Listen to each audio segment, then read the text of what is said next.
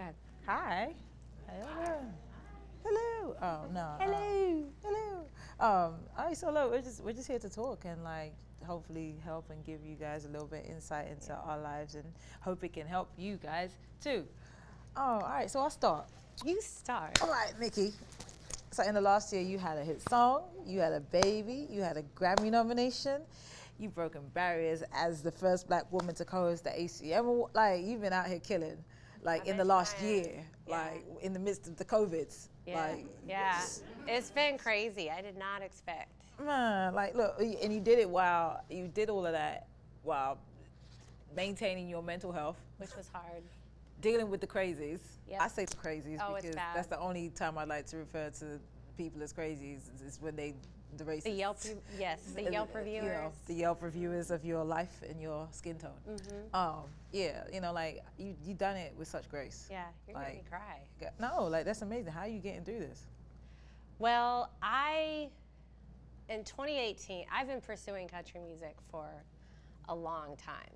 I moved to Nashville, I got a record deal right out of the gate, and I had all of these white people around me telling me how I can be successful in country music. And one of the first things they told me was like, we don't really need to talk about the fact that you're black. Wow. Like people kind of already know that. Like we want people to just know you as a country singer. And I was dealing with that, and I was dealing with having all of these people, white people doing my makeup, white people doing my hair, looking dusty and crusty on red carpets because like they didn't understand being dressed by a woman that doesn't know how to dress a black woman's body. Like all of that was a struggle for me for a long time. And so much of a struggle to the point where I was running away. I'm gonna cry, gosh damn it. Take a breath, take a breath, take a breath. I was running away from my blackness to try to be accepted in a predominantly white world. It's okay, take a breath, take a breath, take a breath, take a breath. And it was, It's okay. Take a sorry y'all, that's not what I was expecting to start doing right now. breath, take a breath. Take a breath. And it killed my spirit for so long. And then it wasn't until one night I was talking to my husband and I had asked him, I said, why isn't country music working for me? And he said, it's because you're running away from everything that makes you different. And it was like hit me in the face. And he goes, there's no reason. You're writing white people's country music. You're not writing your experiences as a black woman in country music. And as a black woman in America, like people don't understand that our walk is just completely different from everybody else's. And so I remember when I first moved to Nashville, one of the first things I saw at the Country Music Hall of Fame was slaves on their porch picking and playing country music. And I was like, Wild. wild, and I didn't even think of it. And I realized like country music came from black people. And that was one thing that like blew my mind. And so then I made it my life's mission to not only be a black woman, unapologetically black in a predominantly white space, but to bring every black person that I can find that loves country music in. And that has been my mission, and I found, and like, as soon as I started looking, like it was all there. Yeah. And getting black women in these record labels so that they can, representation really matters. And there's a lot of decisions that are made without even the thought about a black person. So it's now also my life mission to bring black women, period, in the space, wherever it is, in front of the cameras, behind the cameras, musicianship, everything. That was just my goal, and that was my purpose. And then all of this stuff started happening for me. Isn't it wild like that you always end up finding your purpose when you hit that wall? Yeah. You start hitting that moment. Yeah. Like oh God, I'm okay, I'm gonna do this thing. This is Yeah. the way forward. And then you hit that wall and you're like, I swear you told me this was the way forward. What Yeah. you know? Yeah. And I feel like all your life experiences always drive you back to yourself Yeah. to figure out your purpose. Yeah. And then once you do that, everything just is wide open. It was just so crazy. Everything was wide open, and I wasn't doing it for attention or opportunities to get attention in media. I was doing it because I truly believe that black women are precious, that we aren't protected at all, And so if nobody else will do it, I'll do that in that space. I'll be my sister's keeper. Yeah. And yeah. You're doing it. Highlighting us, I think, is a form of protecting us. Yeah. Like when we put ourselves on pedestals, when we boost each other up, Yeah. when we say, look, my light's shining and also her light's great too. Yeah. It kind of places us in a space of you can't really touch us. Yeah. To me, like no one's true. gonna mess with you. If I roll with her, she roll with me, and we're all out here 100%, gang, we're like say good, like, something. whatever.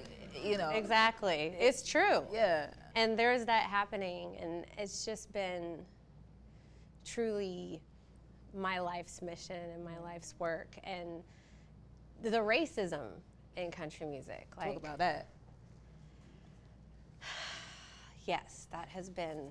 Does anyone follow Mickey Guyton on Instagram? If you follow Mickey, right? Oh, I call him out. And it's hilarious.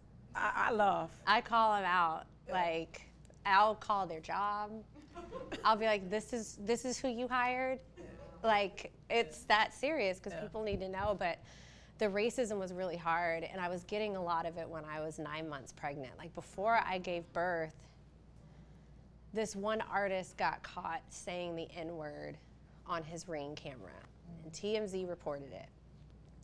And I'm nobody, you know, like nobody really knows me because I'm just, that's just how it is. So I say that. But I didn't feel like it. And when I was on Twitter, I just wrote out a thing basically calling out this industry. I've been in this industry for 10 years, and people, all these country artists were like, this is not who we are, talking about racism. And I'm like, no, this is exactly what y'all are. Like, I've experienced it for 10 years. I've been called the N-word at shows. I've sang in front of Confederate flags. Like, it's been something that I've dealt with for a long time. And so when I called it out, the fans of this artist came for me. I have screenshots calling me a fucking nigger, saying, take your black ass out of country music. Don't you ghetto up country music. All while I'm hearing all these white dudes rapping on their songs and with trap beats in their songs, and they're telling me to take my black ghetto ass out of country music. And it was just a lot. And it was the day before I gave birth. Like, my child hadn't even dropped yet. And I was getting all of this hate, and it was horrible. I remember clinging to my mom on February 6th, 5th. I was clinging to my mom in bed, just like crying, like open, wailing sobs, because I'd never been on that side of hate before. Like, that was just on a whole different level. And using Jesus. It's the worst. Worst. Throwing Bible verses at me as they're sending these hateful messages. And it was just really hard. And the next day my water broke and I gave birth. And it's been hard. Like, I'm on antidepressants because of it. And they're a lifesaver, let me tell you. Like, Here's get help. you know, like, people don't talk about mental health enough. And I have a lot in my family that I didn't even realize. But I went to the doctor and got on some antidepressants, and that horrible voice saying horrible things about me in my head just disappeared. And I was like, so Evaporated. that's how I handled all of it. But you're supported and you're loved, and I want to say that to you. I appreciate clearly. you. You are appreciated, you are supported, and you are loved. Like, don't ever think that. Thank Except, you. you can always DM me, text me, whatever. But like, so serious. Like, Thank you're doing something that is courageous, and that is just for this time and for this moment. You're standing in your own and in your purpose. And like you said, the doors are open, and there are more, and you're inspiring people too. And we're gonna walk through that door Yeah. together. So if you know any female country singers that aspire to be in that genre, let me know. She said, put her on. Truly, let me know. Like, I have brought so many black women through that doors that are now on country tours, there's a black manager that's coming into town that I'm introducing her to UMG. I've told them, send me to all of these, historically black colleges and talk to them and try to get them jobs and these labels to even out the playing field so that, all that hate in a genre that is actually beautiful can dissipate. But enough about me, Estelle. This is wild. Like, yeah. Hearing you for the first time, I remember, freaking American Boy, my God. And what I loved about that and everything is because as Black women, again, we are put in one little category. Like, we're just supposed to fit in this little box. Yeah. Like, you should be singing R&B, you know what I mean? Like, you should be singing hip hop. Like, you don't be in any other. And you were like one of the first like genreless artists. Because I can. Because you can. I mean, because I can. And you were like just thriving. You're this beautiful Black woman with this insane voice and can rap. Little bit. Little bit. Little bit. And it was just so inspiring, and just hearing you and seeing and watching your life. How did you navigate that? How did you walk in here and was like, no, I'm not singing R&B. This is what I'm going to sing. As a kid, I was the one that was going to do what she wanted to do. Yeah. Sweetly, too. Just in life. No, I'm one of 9. I'm the oldest girl. Wow. The oldest woman. God, we're so old. Oldest woman, 6 girls, 3 boys. Wow. I was very much to the beat of my own drum as a kid, and still now. I'm like the only one that's decided I was just gonna pick up and go to the US and live my best life. And that's what I did. Yes, no one's here with me, it's just me. But you know, like I've always done music. As a kid, I started off as a rapper. Everyone in London knows me as a rapper, first of all. And I'm here like, you know, I come to the US, all the different versions of events that brought me here, land me here, and you know, everyone's like, oh, so she's gonna be another R&B singer. And I turn up and I'm like, oh, there's this rock record. Oh, I heard this, you know, something else record. And the whole team were looking at me like, well, how are you, you don't look like you should be doing that. And I'm like, well, you know, I'm gonna do it anyway. It's gonna be good. Yeah. It's gonna be great. Then let me in the booth. It'll be okay. And that's what I did. I stopped apologizing when I realized that I could do it all, and I didn't have to think about pleasing or caring about anything. The only thing that ever mattered to me growing up, and because of how I grew up in London, it's like, you know, in our house it was African music, it was jazz, it was reggae, it was soca. Then I go to school and it's like Duran Duran, and it's like Yaz, and it's like all these pop groups and these rock groups. And the only thing that mattered was that the songs were good in our house. My mom was like, I don't care what you listen to, just don't play no stupidness. Don't play nothing. Don't come in here playing nothing that's whack, right? Essentially, you know, parental, I don't know. But she was like, don't play nothing that's dumb in my house. And so she let us listen to it all until we went to church at the age of 12. Yes. And I was like, oh, so she gave away all her records, she gave away all her furs, she gave away all her good clothes, okay? Pissed right now, I should be wearing them. And we got really into church. And so then I learned how to harmonize, I learned how to choir stack, I learned how to do all of those things. So for me, it was just learning all these different genres, all these different techniques and ways of singing. And so when I go into a booth and I'm confident and I'm like 18, 19, 20, and I'm like, yeah, I know how to do that. Like, and it's first takes and we're gonna knock it out. I had to build my confidence in saying that to people at an early age, because again, I was half the size and half the height walking in rooms, but I wasn't gonna bend, and I wasn't gonna let you tell me that I have to do something that fit your version of me just because your ego. I had a lot of experience with that growing up with my family, and I was just like, yeah, no, so I'm gonna do what I'm gonna do in this space. I'm really good at this. So fast forward coming here and doing a record like American Boy. I remember being in the session with Will and John, and it wasn't any kind of fight more than they were just like, I don't think this beats it. And I was just like, I promise you, listen, let me tell you, this is what we're listening to at home. This is what I'm doing in my house. My cousin just sent me a Super D mixtape, like a CD burner, and this is what I've been listening to for the past few months. So look, this is it. Like, this is what we're listening to at home. And he was like, cool. So we wrote that record in like an hour. And I said to him, look. An hour? Yeah, it didn't take long. Oh, it didn't take long. Nah, but you know, when your records are Mine, no, it takes me like hours. It's different processes for everybody, and it's all fire either way, okay? It's all, because she be writing some records, listen, don't let her fool you. I didn't write American Boy. Okay, that's an evergreen. That will forever in time. Thank you. Be like Doja Cat was clearly inspired by American Boy. You know what I mean? A few people, but Like okay. a lot of But that was people, the but point. that's amazing. That's the point. Look, so to that point, right? So we're writing records, and to me, it's just always been about good, classic, timeless.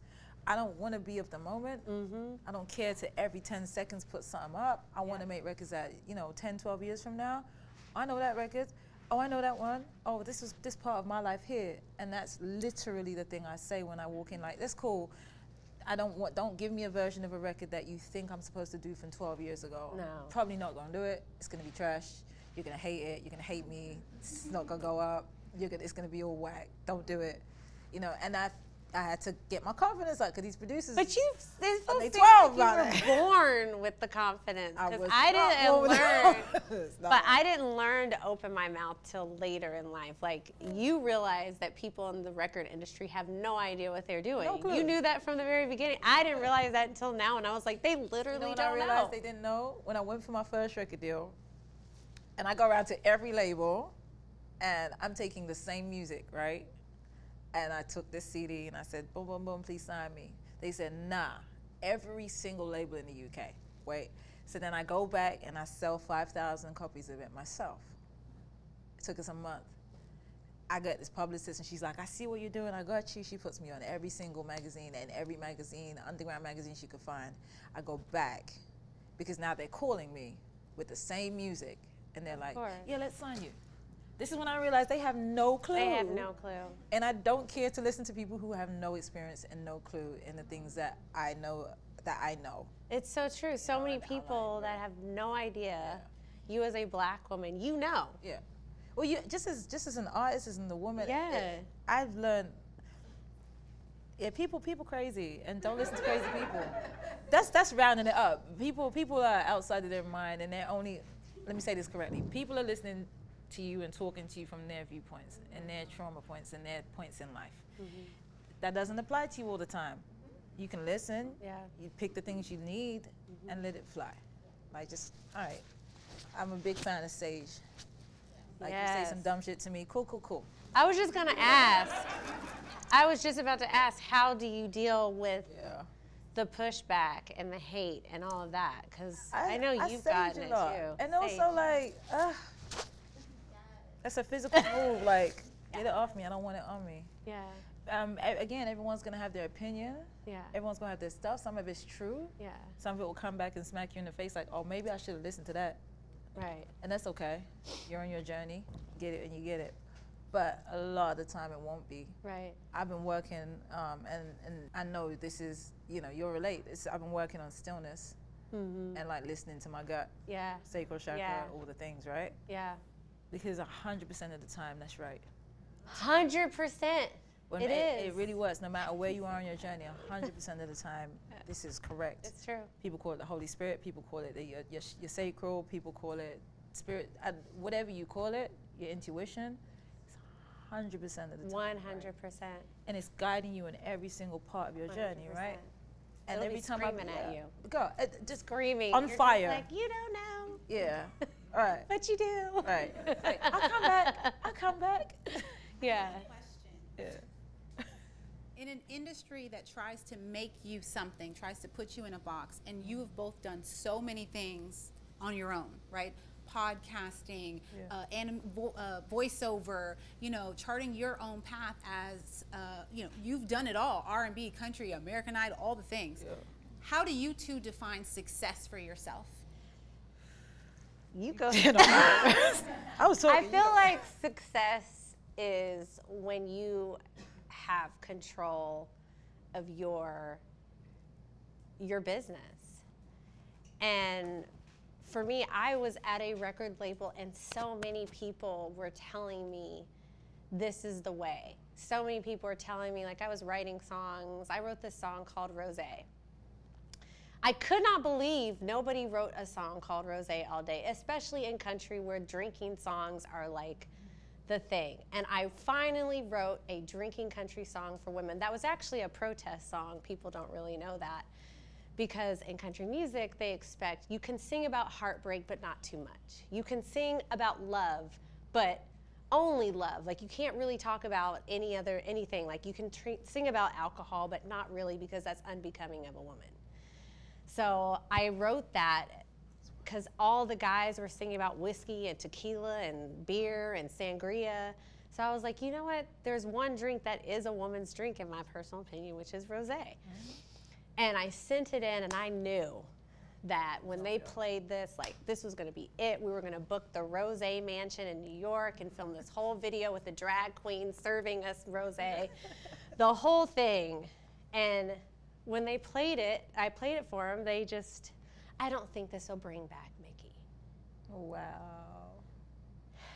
And I 100% know if I were blonde hair with blue eyes and sent in this song, they would have been like, hit song, let's send it to country radio, let's book that Rosé Lounge in New York, and everything is gonna explode. And they didn't do that for me. And so it literally, I was maneuvering this record label. People don't even really know this, so this is like information. But maneuvering in a way that I was sending songs to certain people and getting all, like, I was just doing my own work. I was going through the back door to get these opportunities. And then people started realizing that I was right, because like you said, your instinct is 100% correct. Like, you know. And then all of a sudden people started listening to me.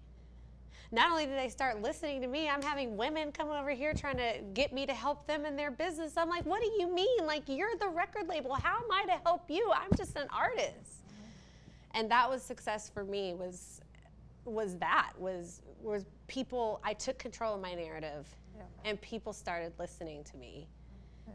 And then that was success. And then bringing all these black women and black people into country music, like, it's crazy to see the lay of the land. It's crazy to go back to Nashville and do a show for CMT, and I see black people behind the scenes working. I see them behind the cameras and being the PDs and all of that. Like, they're helping, and it's like that success direct is impact. Watching that. Yeah, you were a direct impact on that too. Yeah. Yeah, that's dope. What about you? The more successful I get, the more things I hit off my bucket list, the more I think, for me, success is peace. Mm-hmm. Being able to actually physically balance, okay, I'm gonna go work, and I'm gonna go home. Mm-hmm. Okay, I'm gonna go do this for some hours, and I'm gonna go do that. I used to definitely let everything just go, like, okay, because I had to fight. As I explained, for so many years to get to that point. The confidence came because I had to figure out how to fight. Yep. And I know I have to say things with my chest. I get very comfortable in my skin. Sometimes I'm like, oh yeah, I forget to project. But I will project. So, but the point is, like, peace. It's learning a balance. Like, that's, to me, that's success to me. At this point in my life, on today, as a 41-year-old. It's like, yeah, I can do these things. Because it lets me know that, okay, life doesn't have to be all about work. Yeah. I can also have a personal, I can also do some other things, I can also expand more. And the more I realize, and the other part for me is being okay and comfortable with realizing that you release some things in order to make space for the other things. Oof. Yes. Releasing, feeling the need, like what? 2020 forced us to release a bunch of shit, okay? Because we weren't physically, for artists, we weren't physically able to go on the road. Yeah. So I had to be like, okay, I'm here, I'm singing. What am I gonna do to, like, still feel fulfilled in my job? Yeah. And over the year, like right before 2020, I was kind of in that space, like, okay, what do I want to evolve? What do I want to take this to now? How else can I serve? And that's always my word, is how else can I serve? And we had spoken about, everyone kept saying to me, you should have a radio show, your voice is unique, you do the voiceovers. And I was like, I mean, yeah, I do be making playlists. And then me and my team are incredible, and I keep it small for a very real reason, because too many people, a lot of opinions. Oh my God. It goes crazy. Yes. We went to Apple and said to them, hey, we have this idea for a particular radio show. And they said, well, hold on, is bigger. So to me, I just look at things like in the grand scale of things. Every single time you give in to the idea or you release the idea that you have to do this in this particular way or this has to go in that particular way, when you take that pressure off of yourself, it's like God's spirit, whoever you believe in, always comes in with something even better, expands the moment. That's been my experience. Mm-hmm. What was one of your top defining moments in your career? Oh, goodness. Everyone's always like, it was the Grammys, right? And I'm just like, no. I'll tell that story in a book one day. I think the top defining moment in my career was my very first album. And I didn't think my mom really cared about what we were doing. I would be outside at the clubs and working. And I don't think she even realized when I stopped working and started being an artist full time. She knew, but she wasn't. She's like, there's like 12 of you guys to take care of. You good? You straight? Okay.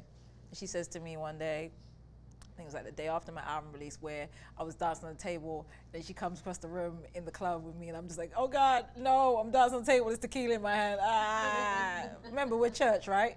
So my mom is in the club with me, and also I'm dancing on the table with tequila in my hand. So I'm having a whole crisis on my first album, like, oh God, I should get off the table, right?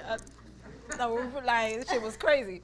The next day, she's kind of hugged me and was like, you know what, you got it. I trust you. Wow. You're going to be okay. Whatever you do with your life, however you do it, live your best life. Wow. And like a couple years after that, then I was like, fuck it, I'm moving.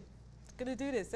She was like, cool, we'll come and help you move out the house and we'll send you off. And that's my thing, was like making, so, since then, I'm not going to cry. Oh, you're going to make me cry thinking about it. Because I was definitely, I'm the oldest girl. I got to show all the examples and tell the youngest it's gonna be okay. And that was her kind of absolving me of that duty and saying, go and do your shit, man. Like, don't worry about it. Yeah. Can I ask a question? Yes, please. You mentioned your family. So how has you being a trailblazer changed the way that they believe or have faith? Oh, they go for theirs. They go for theirs. My little sisters are incredible. My little brothers are incredible. Like, they're all like business owners, like masters and stuff. Like, they all took the academic route, and they're all like, but they're just like brilliant in their own right. Like, managing directors, own properties. Like, they have their own businesses. Like, my younger sisters are just, that's my sister, and I'm proud. And they were young when I started being famous, so I kind of was like, I don't talk about them in specific because I'm very protective. Like, nah. Okay, you're not gonna find them. You're not gonna camp outside my mom's house and take no pictures. Right. I will come back and fight you. Right? Yes. I'm dead serious about that. So, but they're they look at me like, some of them. Well, the oldest know me. The youngest are like, that's my sister, and we have a great relationship, and I keep it super real. But they're very much like, oh wow, I can do some shit. Absolutely. And make no mistake, it is the same everywhere. Young black girls are persecuted everywhere. It's not any different to here, being in the UK. It's not. We're not told anything different. We're not shown anything different. If anything, we look at what you guys do, and it's like, oh, that can happen. Okay, cool. My idols were Missy and Mary J. Blige, and Jay-Z and Puffy. I read every book and every article, and that's how I knew I could go and sell my own CDs. So we're not told anything different. So me being their sister, it's like they, half of them are into JT and the City Girls, but they also know Mary J. Blige and Missy, and so I'm proud and I'm happy that I'm in that space for them. I feel good. I think we have to wrap it up. Anybody had one more question before we? Yes, I have a question. So you both talked about confidence in different ways and finding your voice in a space that it felt like people were trying to shut you up. Yeah. So for us who are all in different walks of life, what advice would you give to help us find our own voice and our own confidence in our lives? Well, first, what Estelle said was like, your gut, your intuition is 100% always right. And you, like, every idea is a good idea no matter what. Yeah. So whatever position you're in your jobs or whatever, open your mouth. Yeah. Period. Yeah. Open your mouth. Nobody is going to fight for you more than you. Yeah. They will not. Yeah. And they will, and you don't ever assume that they know. Like, Yeah. most of the time, they really don't know. And so, truly, like, if you want that promotion, go in there and say, I want that promotion. Yeah. If they're not paying you enough, then you say, this isn't going to work, because so often Yeah. we're just shuffled to the side, Yeah. made to feel that we're not, that our voices don't matter. And Yeah. we really do. I mean, you have to find a way to do it. Like, you can't Yeah. just, But look, the simple part, the words. yeah. It's as simple as no. No. It's no. simple as I don't think that's, she said it's not gonna work for me. Or it's, let's think about that. Let me have a minute. The one, a big thing for me was, give me a day on that. And more than likely, people will give you the day. People will give you a day. They'll be like, yeah, give me a day on that. I'll come back to you in an hour. I need to think about this. And again, I'm big in faith. I pray about everything. I'm like, all right, God, well, give me a visceral sign. Yes. I don't do numbers very well. I don't do like the birds flying by very well all the time. I need a visceral sign. I need you to like dump a no in the ground. I need you to dump a yes in my text message. I need you to let me know something, and God, and it really shows up. Or the universe, or whoever. Or trust yourself. Like, you feel it, how you feel it. A no is good. A give me a moment is good.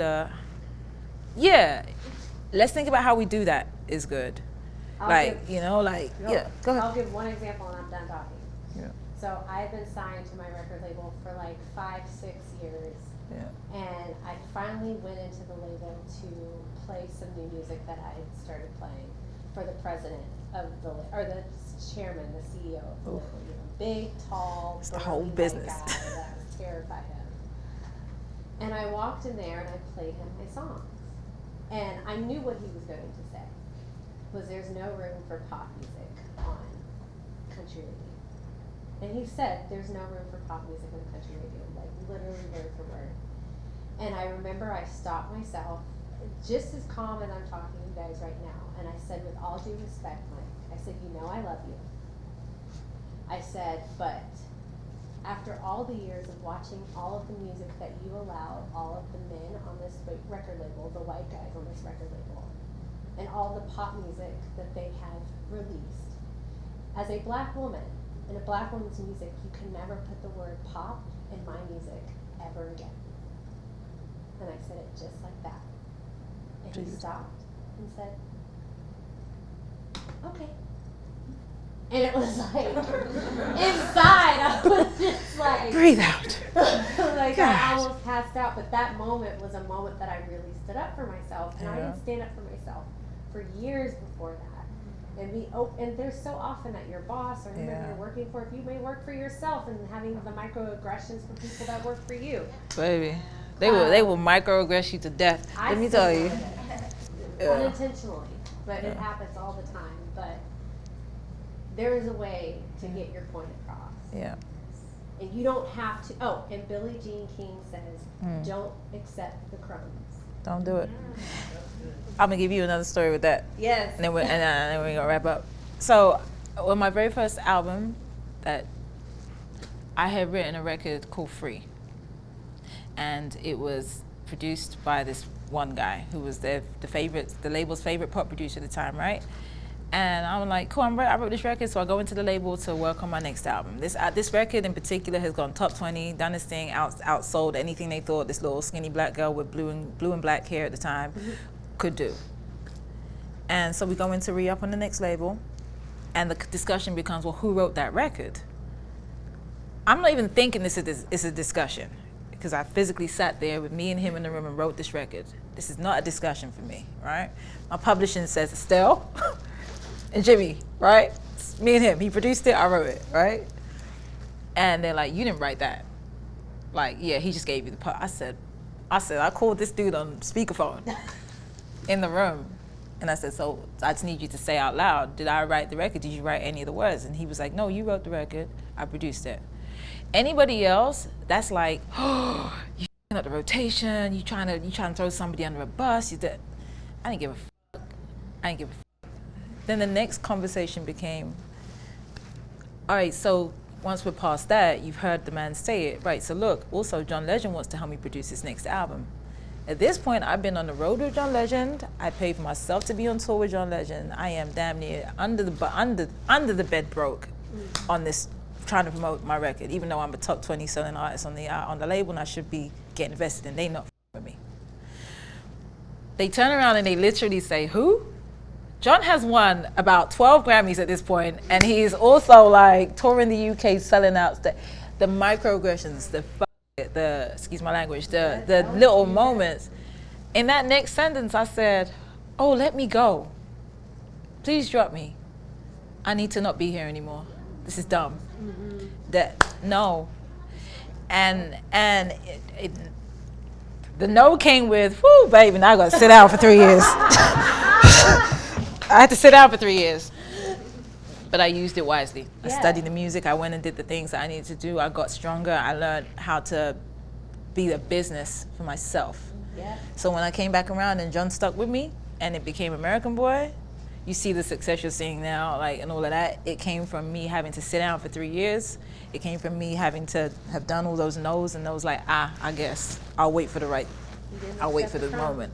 I didn't accept it. I said, no, we're going to. And I sat down in a room and said, I'm going to win a Grammy, and here we are. So, thank you.